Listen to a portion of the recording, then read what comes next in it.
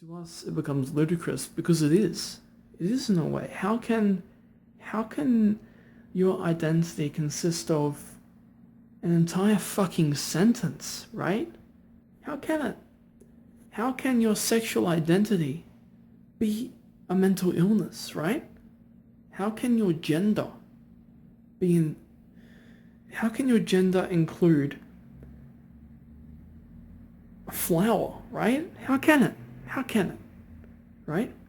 So, for me, right, if I was to say that I am neither gender, I am neither sex, how do people talk to you? It's like, fuck me, like, I don't have a gender. What are you then? Don't be so oppressive. Like, how do you speak to someone like this, right? How is it doable? Well, it's not, is it? It's not. So, there's this YouTube channel. It's like Diary of a Genderqueer or something. Diary of a something ridiculous, right? And there are these 15-year-olds, right?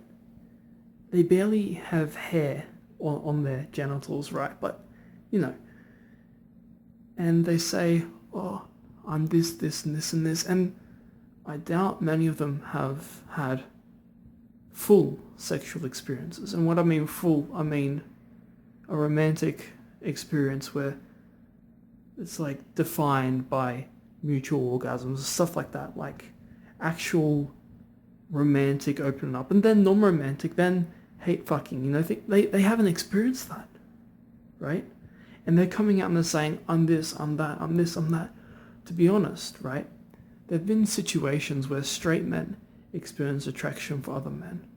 It happens. 100% it happens. I'm not gonna say, hey, you know, that's not what happens. There is. I have an admiration for Vin Diesel, as an example, or I have a admiration for, or a love for, you know, I don't know, Sargon of Akkad, for example. I think he's a good-looking man. Why not?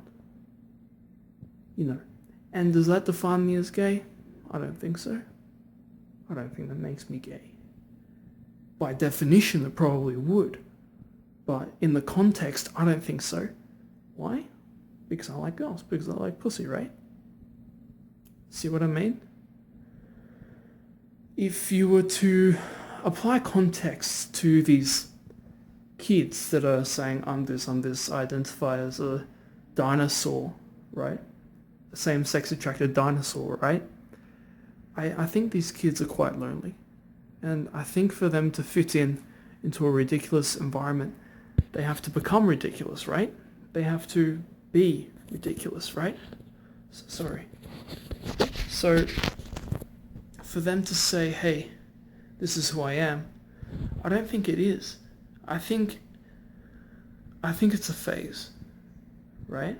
But if we're to be serious here, right? Okay? All criticisms aside, if we were to be serious, and if I had a child that came to me and said that, right, I would ask them, you know, have you had sex before? Have you been in a sexual relationship? And I'll say, I wouldn't doubt them. I'll just say, I'm proud of who you are. I'm proud of what you've accomplished. But I think that it doesn't matter what you identify as. It matters what you contribute to society.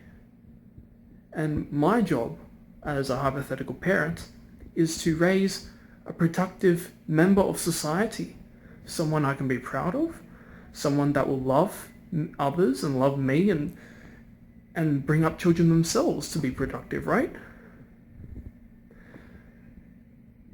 So what I'm saying is, I identify as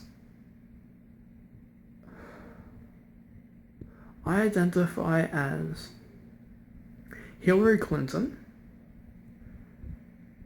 when she was in her 20s. Yeah. But I don't have a penis or a vagina. I just have like a black hole, like space black holes, like the fabric of space, a black hole. It sucks the light out, yeah?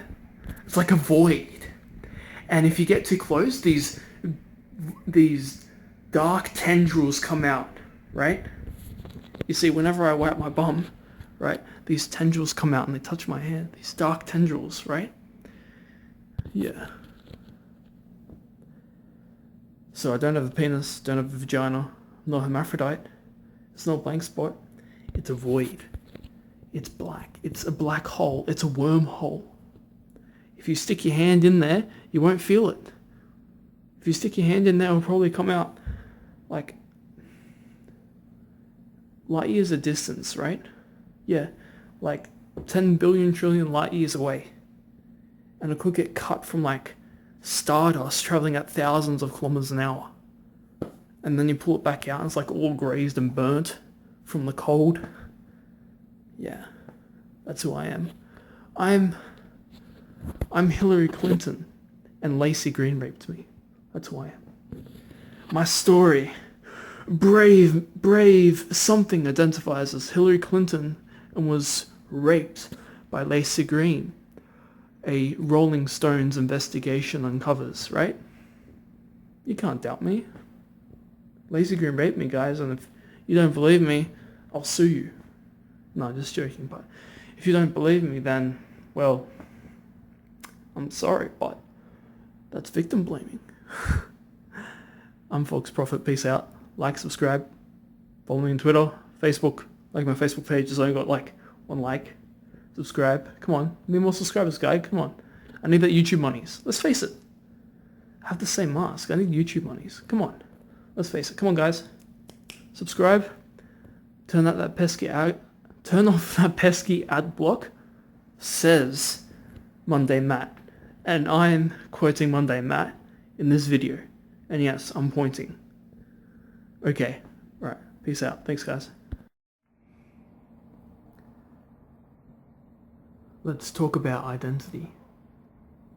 Let's talk about how if you keep something to yourself for so long,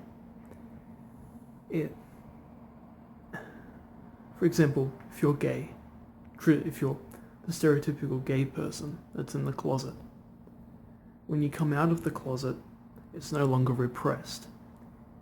It becomes you. You say, Mum, Dad, brother, sister, carer, partner, I'm gay. And that moment that you say it out loud, it becomes you. It's no longer regressed. It becomes you, right? So when it comes to identity, you can say, oh, I have cancer. I'm a cancer patient. Hi, my name's FauxProphet. I'm a cancer patient. Something like that, right? My name's FauxProphet. I'm a homosexual. You know, it could say something like that, right? And it becomes you. It becomes your identity, right? If you're a painter, hi, I'm a painter. Or I'm a builder, I build houses. It becomes you, right?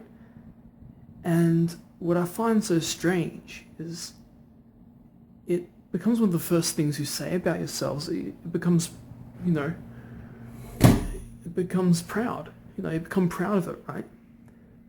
So, for these snowflakes, for these Tumblr people, right? Like, I'm a polysexual, you know. I identify as a masculine, femme-fatale robot kin, you know. And it's more... To them, it's a genuine identity, but to us, it sounds ludicrous.